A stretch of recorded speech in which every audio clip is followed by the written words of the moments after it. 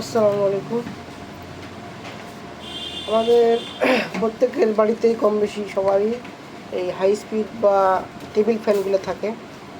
তো সচরাচর যেটা ঘটে যে এই যে ফ্যানের সুইচ দেওয়া হয় দীর্ঘদিন, যখন একটা ফ্যান যখন চালানো হয় তারপর একটা সময় দেখা যায় যে ফ্যানের সুইচ যখন দেওয়া হয় তখন এক পাক ঘুরে অথবা এমনিতেই একটা গুনগানি শব্দ দেয়, তারপর আর ফ্যানের পাখাটা ঘুরে না। তো সচরাচর যে জিনিসটা ঘটে সেটা হচ্ছে এই যে শেপ দেখছেন এখানে, এই যে এখানে একটু কার্বন বা হচ্ছে পরে একটু ক্ষয় হয়ে যায়। তো এটা আপনারা নিজেরাই চাইলে বাড়িতে ঘষে খোলা এই যেভাবে শিরিষ কাগজ একটু পরিষ্কার করে দিলেন, দেওয়ার পর হচ্ছে একটু মোবিল দিলেন, এই যে এই ধারটা যেন মরে যায় আর কি, এখানে একটা ধার তৈরি হয়।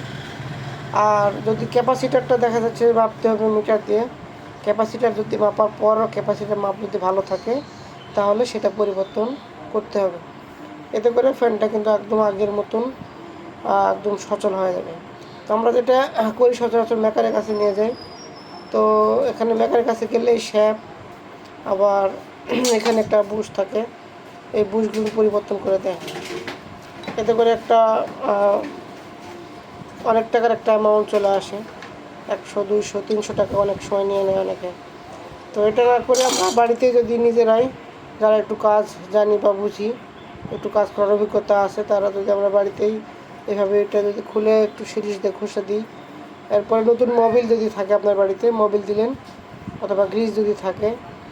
আর ক্যাপাসিটারটা মাপতে হবে, অথবা একটা ক্যাপাসিটারের দাম বেশি না, 35-40 টাকা দিলে ফ্যানটা আগের চেয়ে, যদি আপনার 1.5 থাকে তাহলে 2 পয়েন্ট দিতে পারেন যদি বেশি বয়সী হয়। আর যদি বয়স কম হয় তাহলে যে যে যে মানের ক্যাপাসিটার লাগানো থাকবে ঠিক সেটাই দিতে পারেন।